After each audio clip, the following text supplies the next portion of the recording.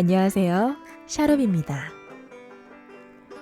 오늘 읽어드릴 작품은 김유정의 동백꽃입니다. 영상이 마음에 드신다면 구독과 좋아요 눌러주시고 생각날 때마다 종종 들려주시면 감사하겠습니다. 그럼 시작하겠습니다.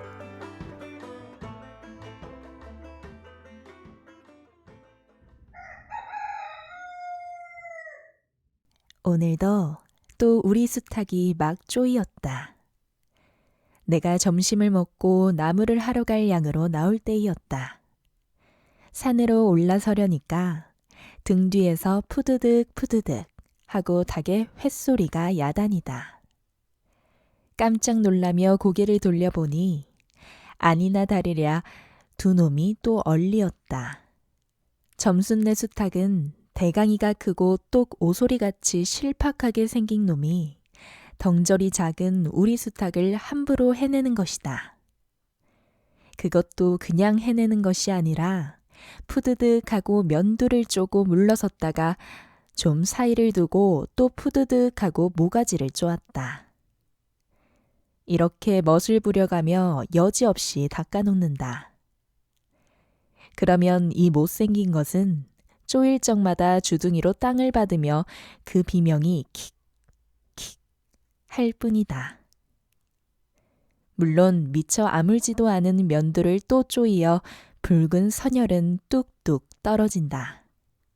이걸 가만히 내려다보자니 내 대강이가 터져서 피가 흐르는 것 같이 두 눈에서 불이 번쩍 난다. 대뜸 지게 막대기를 메고 달려들어 점순내 닭을 후려칠까 하다가 생각을 고쳐먹고 헛매질로 떼어만 놓았다. 이번에도 점순이가 쌈을 붙여놨을 것이다. 바짝바짝 내 기를 올리느라고 그랬음에 틀림없을 것이다. 고놈의 계집애가 요새로 접어들어서 왜 나를 못 먹겠다고 그렇게 아르렁거리는지 모른다. 나흘 전 감자 쪽감만 하더라도 나는 저에게 조금도 잘못한 것은 없다.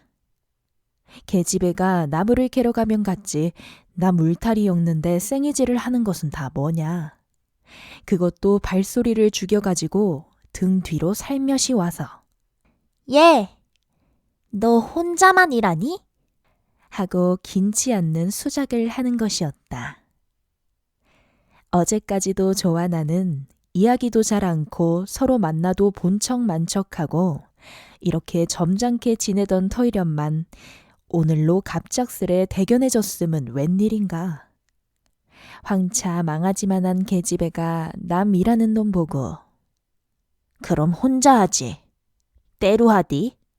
내가 이렇게 내배앉는 소리를 하니까 너 일하기 좋니? 또는 한여름이나 되거든 하지 벌써 울타리를 하니? 잔소리를 두루 늘어놓다가 남들이 들을까봐 손으로 입을 틀어막고는 그 속에서 깔깔대인다. 별로 우스울 것도 없는데 날씨가 풀리더니 이놈의 계집애가 미쳤나 하고 의심하였다. 게다가 조금 뒤에는 제 집게를 할끔할끔 돌아보더니 행주치마의 속으로 꼈던 바른 손을 뽑아서 나의 턱 밑으로 불쑥 내미는 것이다. 언제 구웠는지 아직도 더운 김이 획 끼치는 굵은 감자 3개가 손에 뿌듯이 쥐었다. 너 집에 네가 없지? 하고 생색 있는 큰 소리를 하고는 제가 준 것을 남이 알면은 큰일 날 테니 여기서 얼른 먹어버리란다. 그리고 또 하는 소리가 봄 감자가 맛있단다. 난 감자 안 먹는다. 너나 먹어라. 나는 고개도 돌리려지 않고 일하던 손으로 그 감자를 도로 어깨 너머로 쑥 밀어버렸다. 그랬더니 그래도 가는 기색이 없고 뿐만 아니라 새끈새끈하고 심상치 않게 숨소리가 점점 거칠어진다. 이건 또 뭐야 싶어서 그때야 비로소 돌아다 보니 나는 참으로 놀랐다. 우리가 이 동리에 들어온 것은 근 3년째 되어오지만 여태껏 가무잡잡한 점순이의 얼굴이 이렇게까지 홍당무처럼 새빨개진 법이 없었다. 게다가 눈에 독을 올리고 한참 나를 요렇게 쏘아보더니 나중에는 눈물까지 어리는 것이 아니냐. 그리고 바구니를 다시 집어들더니 이를 꼭 악물고는 엎어질 듯 자빠질 듯 논뚝으로 휑하게 달아나는 것이다. 어쩌다 동리 어른이 너 얼른 시집 가야지 하고 웃으면 아이고, 염려 마셔유. 갈 때 되면 어련히 갈라고. 이렇게 천연덕스레 받는 점순이었다. 본시 부끄럼을 타는 계집애도 아니려니와 또한 분하다고 눈에 눈물을 보일 얼병이도 아니다. 분하면 차라리 나의 등허리를 바구니로 한번 모질게 후려세리고 달아날지언정. 그런데 고약한 그 꼴을 하고 가더니 그 뒤로는 나를 보면 잡아먹으려고 기를 보옥보옥 쓰는 것이다. 서로 주는 감자를 안 받아 먹은 것이 실례라 하면 주면 그냥 주었지 네 집엔 이거 없지? 는 다 뭐냐. 그렇잖아도 저희는 마름이고 우리는 그 손에서 배제를 얻어 땅을 붙임으로 일상 굽실거린다. 우리가 이 마을에 처음 들어와 집이 없어서 곤란으로 지낼 째 집터를 빌리고 그 위에 집을 또 짓도록 마련해 준 것도 점순네의 호의였다. 그리고 우리 어머니 아버지도 농사 때 양식이 달리면 점순네한테 가서 부지런히 구워다 먹으면서 인품 그런 집은 다시 없으리라고 침이 마르도록 칭찬하곤 하는 것이다. 그러면서도 17씩이나 된 것들이 수근수근하고 붙어 다니면 동리의 소문이 사납다고 주의를 시켜준 것도 또 어머니였다. 왜냐하면 내가 점순이하고 일을 저질렀다가는 점순네가 노할 것이고 그러면 우리는 땅도 떨어지고 집도 내쫓기고 하지 않으면 안 되는 까닭이었다. 그런데 이놈의 계집애가 까닭 없이 귀를 보옥보옥 쓰며 나를 말려 죽이려고 드는 것이다. 눈물을 흘리고 간 그 다음날 저녁 나절이었다. 나무를 한 짐 잔뜩 지고 산을 내려오려니까 어디서 닭이 죽는 소리를 친다. 이거 네 집에서 닭을 잡나 하고 점순네 울 뒤로 돌아오다가 나는 고만 두 눈이 둥그레졌다. 점순이가 즈집 봉당에 홀로 걸터 앉았는데 이게 치마 앞에다 우리 씨암탉을 꼭 북들어 놓고는 이놈의 닭, 죽어라! 죽어라! 요렇게 안팡스레 패주는 것이 아닌가.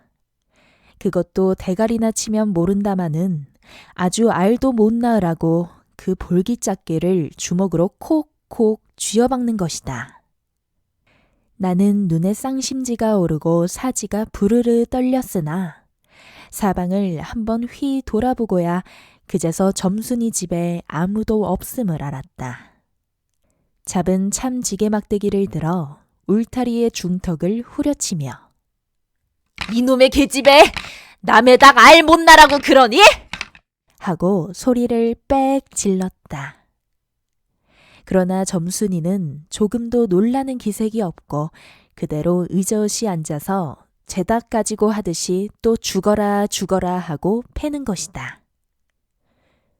이걸 보면 내가 산에서 내려올 때를 겨냥해가지고 미리부터 닭을 잡아가지고 있다가 너 보란 듯이 내 앞에 죄지르고 있음이 확실하다. 그러나 나는 그렇다고 남의 집에 뛰어들어가 계집애하고 싸울 수도 없는 노릇이고 형편이 썩 불리함을 알았다. 그래 닭이 맞을 적마다 지게막대기로 울타리를 후려칠 수밖에 별 도리가 없었다. 왜냐하면 울타리를 치면 칠수록 울섭이 물러앉으며 뼈대만 남기 때문이다. 허나 아무리 생각하여도 나만 믿지는 노릇이다. 이년아! 남에다가 아주 죽일 터이냐? 내가 도끼 눈을 뜨고 다시 꽥 호령을 하니까 그제야 울타리깨로 쪼르르 오더니 울 밖에 섰는 나의 머리를 겨누고 닭을 내팽개친다.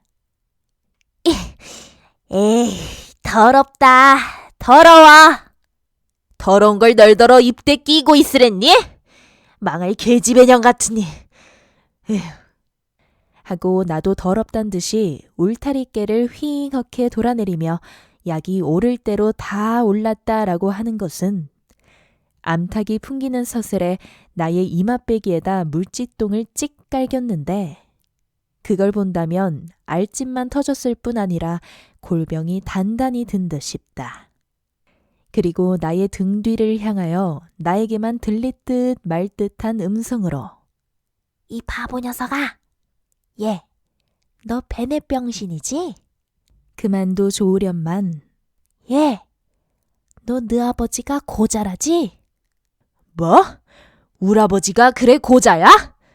한량으로 열번거지가 나서 고개를 획 돌려 바라봤더니 그때까지 울타리 위로 나와 있어야 할 점순이의 대가리가 어디 갔는지 보이지를 않는다.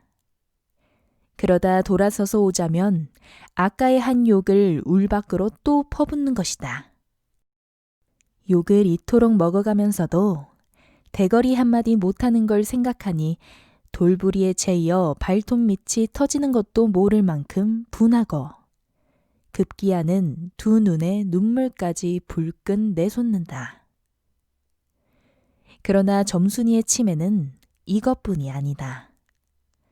사람들이 없으면 틈틈이 제 집 수탉을 몰고 와서 우리 수탉과 쌈을 붙여놓는다. 제 집 수탉은 썩 험삼궂게 생기고 쌈이라면 회를 치는 거로 의뢰히 이길 것을 알기 때문이다. 그래서 툭하면 우리 수탉이 면두며 눈깔이 피로 흐드르하게 되도록 해놓는다.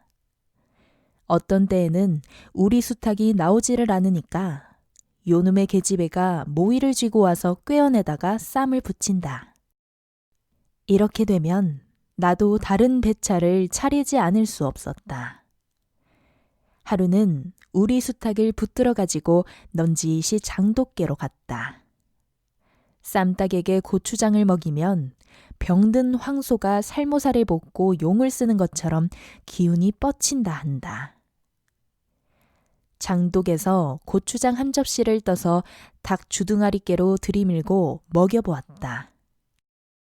닭도 고추장에 맛을 들였는지 거스르지 않고 거진 반 접시 턱이나 곧잘 먹는다. 그리고 먹고 금세는 용을 못 쓸 터이므로 얼마쯤 기운이 들도록 회 속에다 가두어 놓았다. 밭에 두엄을 두어 짐 전내고 나서 쉴 참에 그 닭을 안고 밖으로 나왔다. 마침 밖에는 아무도 없고 점순이만 주 울 안에서 헌옷을 뜯는지 혹은 솜을 터는지 웅크리고 앉아서 일을 할 뿐이다. 나는 점순네 수탉이 노는 밭으로 가서 닭을 내려놓고 가만히 맥을 보았다. 두 닭은 여전히 얼리어 쌈을 하는데 처음에는 아무 보람이 없었다. 멋지게 쪼는 바람에 우리 닭은 또 피를 흘리고 그러면서도 날개 쭉지만 푸드득 푸드득 하고 올라 뛰고 뛰고 할 뿐으로 제법 한번 쪼아보도 못한다. 그러나 한 번은 어쩐 일인지 용을 쓰고 펄쩍 뛰더니 발톱으로 눈을 하비고 내려오며 면두를 쪼았다. 큰 닭도 여기에는 놀랐는지 뒤로 멈실하며 물러난다. 그 기회를 타서 작은 우리 수탉이 또 날쌔게 덤벼들어 다시 면두를 쪼니 그제서는 감대 사나운 그 대강이에서도 피가 흐르지 않을 수 없었다. 옳다 알았다. 고추장만 먹이면 되는구나 하고 나는 속으로 아주 쟁그라워 죽겠다. 그때에는 뜻밖의 내가 닭쌈을 붙여놓는데 놀라서 울 밖으로 내다보고 섰던 점순이도 입맛이 쓴지 눈살을 찌푸렸다. 나는 두 손으로 볼기짝을 두드리며 연방. 잘한다. 잘한다. 하고 신이 머리끝까지 뻗치었다. 그러나 얼마 되지 않아서 나는 넋이 풀리어 기둥같이 묵묵히 서 있게 되었다. 왜냐하면 큰 닭이 한 번 쪼이면 안갚음으로 호들갑스레 연거푸 쪼는 서슬에 우리 수탉은 찔끔 못하고 막 곪는다. 이걸 보고서 이번에는 점순이가 깔깔거리고 되도록 이쪽에서 많이 들으라고 웃는 것이다. 나는 보다 못하여 덤벼들어서 우리 수탉을 붙들어 가지고 도로 집으로 돌아왔다. 고추장을 좀 더 먹였더라면 좋았을걸. 너무 급하게 쌈을 붙인 것이 퍽 후회가 난다. 장독개로 돌아와서 다시 턱 밑에 고추장을 들이댔다.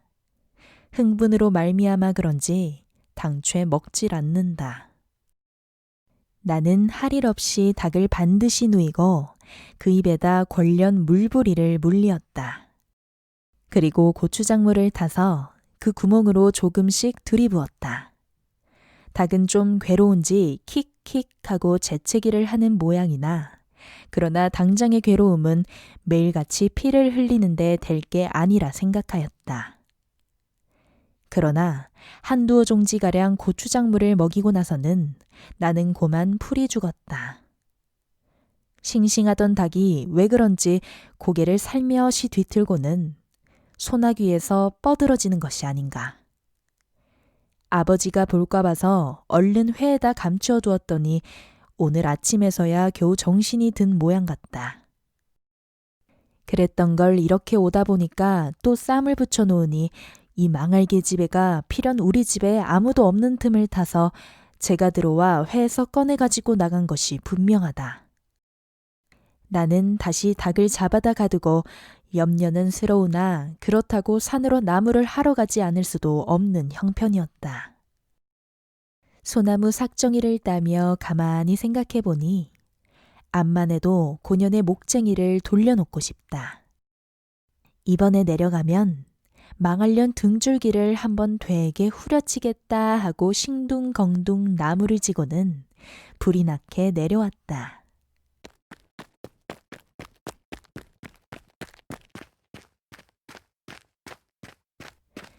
거지반 집에 다 내려와서 나는 호두기 소리를 듣고 발이 딱 멈추었다. 산기슭에 널려있는 굵은 바위돌 틈에 노란 동백꽃이 소보록하니 깔리었다. 그 틈에 끼어 앉아서 점순이가 청승맞게끔 호두기를 불고 있는 것이다. 그보다 더 놀란 것은 그 앞에서 또 푸드득 푸드득 하고 들리는 닭의 횟소리다. 필연코 요년이 나의 약을 올리느라고 또 닭을 집어내다가 내가 내려올 길목에다 쌈을 시켜놓고 저는 그 앞에 앉아서 천연스레 호두기를 불고 있음에 틀림없으리라. 나는 약이 오를 대로 다 올라서 두 눈에서 불과 함께 눈물이 퍽 쏟아졌다. 나무지게도 벗어 놀 새 없이 그대로 내동쟁이 치고는 지게 막대기를 뻗치고 허둥지둥 달려들었다.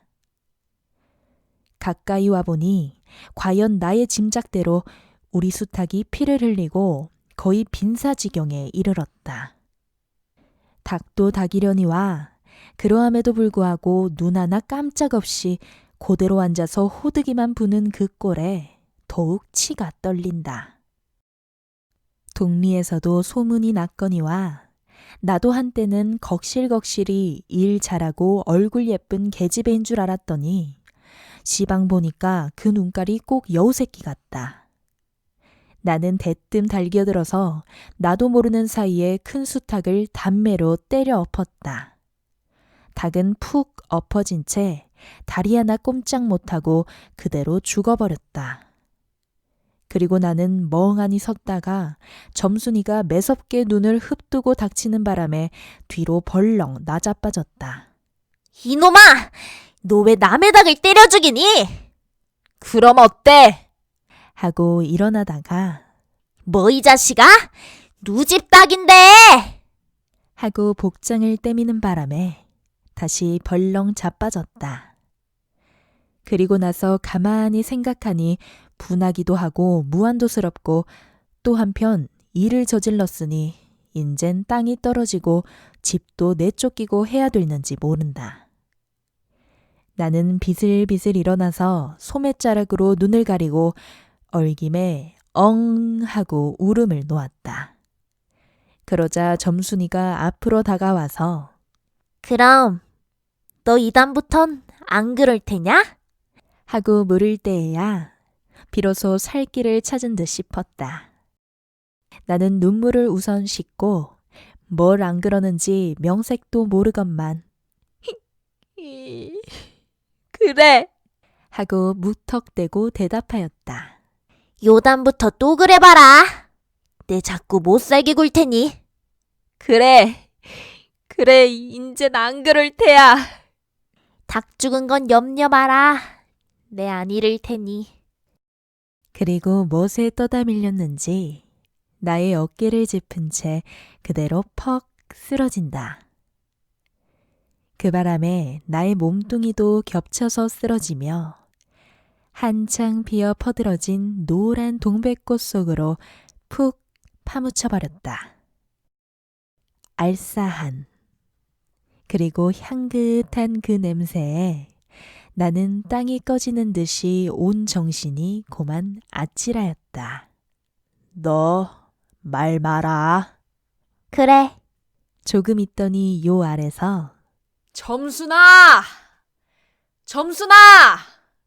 아휴, 인연이 바느질하다 말고 어딜 갔어?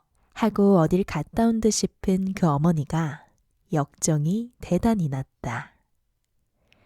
점순이가 겁을 잔뜩 집어먹고 꽃밑을 살금살금 기어서 산 아래로 내려간 다음 나는 바위를 끼고 엉금엉금 기어서 산 위로 치 빼지 않을 수 없었다.